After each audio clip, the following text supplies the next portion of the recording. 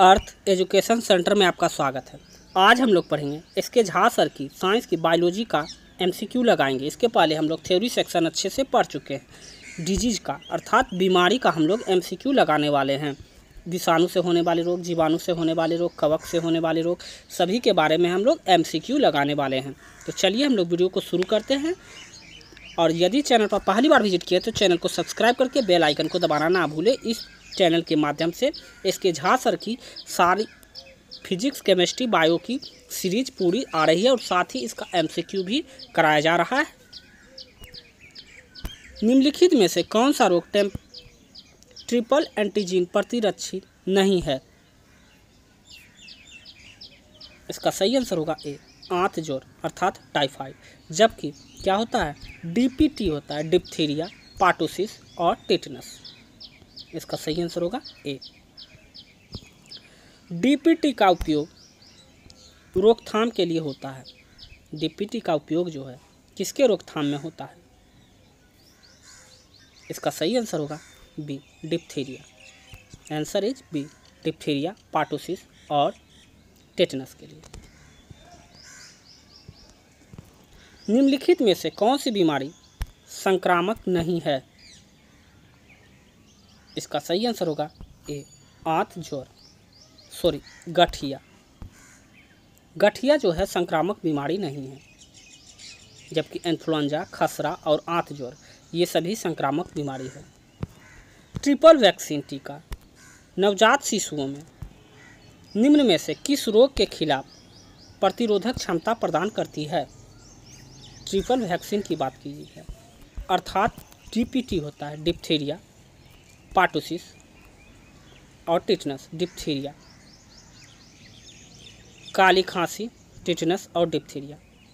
पार्टोसिस का दूसरा नाम काली खांसी होता है। आंसर हो जाएगा बी। काली खांसी को डैश भी कहा जाता है। इसका सही आंसर होगा ए, पार्टोसिस। निम्न में से कौन सा असंचरणीय रोग है? इसका सही आंसर होगा डी, डायबिटीज, मधुमेह। इबोला क्या है? इबोला एक पश्चिम अफ्रीका सीमित एक विषाणु रोग है। इसका आंसर ए हो जाएगा। मिठाई पर बैठी मक्खियों को दूर भगाकर एक लड़की मिठाई को खा लेती है। इस वजह से उसे किस रोग का शिकार हुई है? इसका सही आंसर होगा बी, हैजा। मलेरिया परजीवी का प्राथमिक परपोषी है।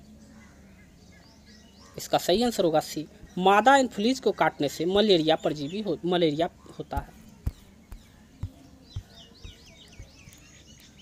इनमें से कौन सी बीमारी सामान्यतः मच्छरों द्वारा फैलती है? इसका सही आंसर होगा ए, मलेरिया। एनोफिलीज मादा एनोफिलीज मच्छर को काटने से मलेरिया फैलता है। इनमें से कौन सी बीमारी विषाणु जनित होती है? इसका सही आंसर होगा ए, खसरा। इनमें से कौन सा विषाणु जनित रोग है? इसका सही आंसर होगा सी, खसरा। जबकि सूखा रोग, सिफिलिस और बेरीबेरी विटामिन डी के कमी से होता है। इनमें से कौन सा सामान्यतः चूहा पिस्सू संक्रामित होती है? इसका सही आंसर होगा डी, फ्लेग। फ्लेग जो फैला था समान रूप से एक चूहे की नस्ल से फैला था, चूहा पिस्सू से फैला था। निम्न में से कौन सा विषाणु जनित रोग है?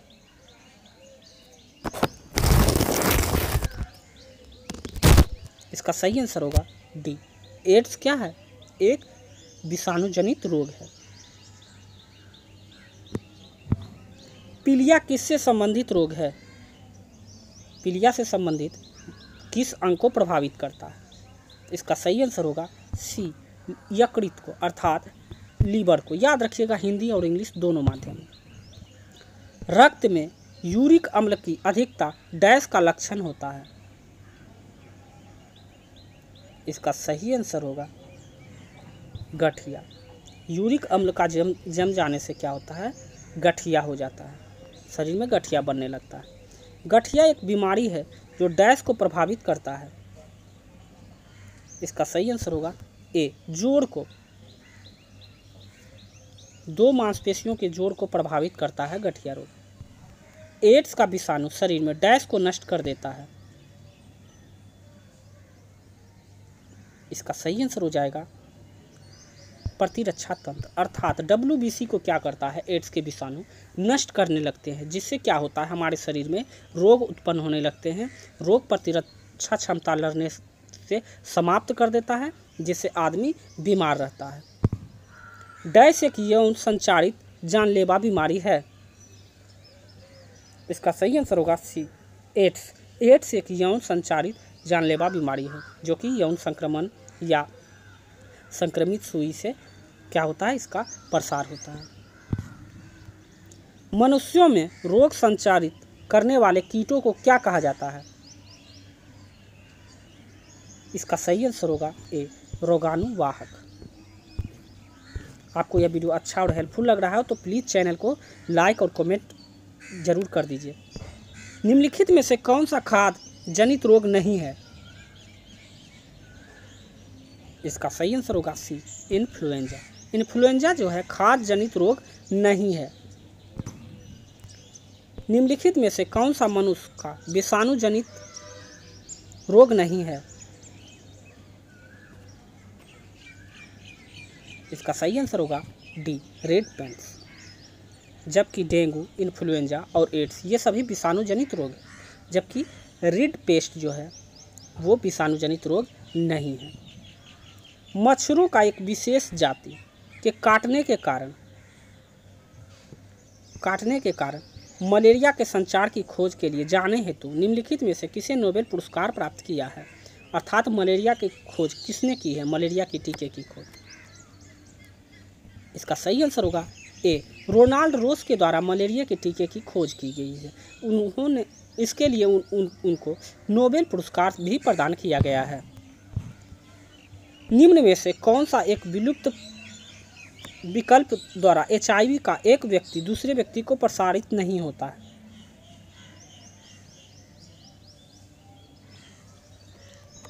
इसका सही आंसर होगा ए, मच्छर के काटने।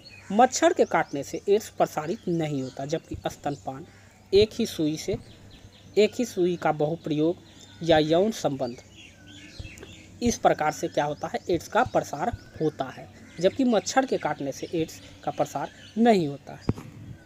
इलिसा टेस्ट डैश के कारण होने वाले एक्वायर्ड डिफेंसी सिंड्रोम के निदान के लिए किया जाता है। इसका सही आंसर होगा सी, HIV यानी एड्स के परीक्षण के लिए एलिसा टेस्ट किया जाता है। एलिसा निम्नलिखित में से क्या है? इसका सही आंसर होगा एड्स का पता लगाने के लिए एक जांच को ही एलिसा टेस्ट करते हैं। लियोपर्सी अर्थात कुष्ठ रोग को डैश नाम से भी जाना जाता है। इसका सही आंसर होगा बी, हैंसेन रोग। पीला बुखार अर्थात पीत ज्वर का मुख्य रूप से इंसानों के किससे फैलता है? इसका सही आंसर होगा ए, मादा मच्छर के काटने से क्या होता है, पीत ज्वर अर्थात पीला ज्वर जो होता है मुख्य रूप से इंसानों को में फैलता है। चमगादड़ निम्नलिखित में से किस रोग के रोगाणुओं की प्राकृतिक पोषक है? इसका सही आंसर होगा ए, डेंगू। एनाफ्लीज मच्छर में कौन सा वेक्टर वाहक करते हैं? सही विकल्प को चुनना है। इसका सही आंसर क्या हो जाएगा, मलेरिया।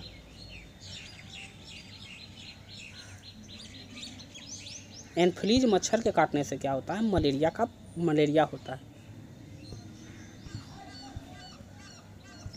और डेंगू मच्छर जो होता है एंडीज मच्छर के काटने से होता है। याद रखिएगा दोनों।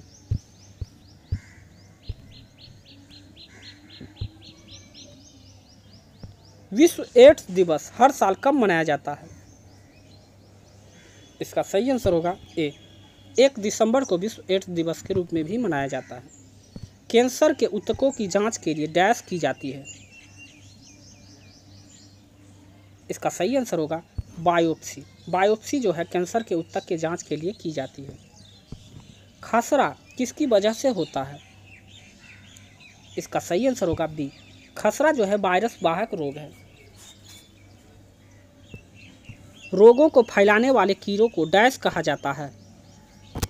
इसका सही आंसर होगा बी, वेक्टर। डैश एक जीवाणु संबंधित रोग है। इसका सही आंसर होगा बी। इसका सही आंसर होगा बी, उपदंश। हीमोफीलिया डैश किसका उदाहरण है? इसका सही आंसर होगा बी, आनुवांशिक रोग का। मवेशियों के मुख और पैरों के रोग किसके कारण होते हैं? इसका सही आंसर होगा सी, विषाणु के कारण जो होते हैं मवेशियों के मुख और पैरों के खुर में जो होते हैं बीमारी होते हैं। बीसीजी के टीके का इस्तेमाल सामान्यतः डैश रोग के लिए की जाती है। इसका सही आंसर होगा तपेदिक, सी। तपेदिक डैश की एक बीमारी है। तपेदिक जो होता है एक फेफड़े की बीमारी है। Answer A. निम्नलिखित में से किसकी उच्च स्तर में उपस्थिति से मधुमेह डायबिटीज होता है? क्या होता है? डायबिटीज में क्या होता है? ग्लूकोज की मात्रा बढ़ जाती है, जिससे क्या होता है? डायबिटीज हो जाती है। इंसुलिन की सुई दिया जाता है ताकि ग्लूकोज का लेवल जो हो नियंत्रित रहे। पश्चिम प्लॉट डैश के लिए नैदानिक परीक्षण होता है। इसका सही आंसर होगा सी, HIV के लिए। पश्चिम प्लॉट जो होता है HIV अर्थात एड्स के लिए नैदानिक परीक्षण होता है। अब है ट्यूबरकुलोसिस के मुख्यतः कौन सी वैक्सीन प्रयोग की जाती है? इसका सही आंसर होगा बी, DPT, डिप्थीरिया, पार्टुसिस और ट्यूबरकुलोसिस। सॉरी इसका सही आंसर होगा ए, BCG, डिप्थीरिया, पार्टुसिस और टिटनस होता है। यहाँ होगा BCG का जो होता है ट्यूबरकुलोसिस के विरुद्ध मुख्यतः वैक्सीन का प्रयोग किया जाता है। सिरोसिस रोग शरीर के किस अंग को प्रभावित करता है? इसका सही आंसर होगा बी, जिगर को करता है। अब है संबंधित एलियाना अर्थात स्लीप एपीना सोते समय डैश से संबंधित रोग है। इसका सही आंसर होगा सी, खर्राटे मारना जो होता है एपनिया, स्लीप एपनिया सोते समय खर्राटे मारने से संबंधित रोग है। इस तरह से मेरा MCQ का जो पार्ट 1 है जो वो समाप्त हो गया डिजीज का। अब इसके आगे हम लोग नेक्स्ट चैप्टर पढ़ेंगे। तो यदि आपको यह वीडियो अच्छा और हेल्पफुल लगा हो तो चैनल को सब्सक्राइब करके बेल आइकन को दबाना ना भूलें और जितना हो सके आप अपने दोस्तों के साथ शेयर कर दीजिए। और इस पर रुक्मिणी प्रकाशन का टेस्ट सीरीज भी चल रहा है साइंस का, जिसमें फिजिक्स, केमिस्ट्री, बायोलॉजी और न्यूमेरिकल फिजिक्स, केमिस्ट्री भी उसमें शामिल किया गया है। तो मिलते हैं हम लोग नेक्स्ट वीडियो में। अभी के लिए बस इतना ही।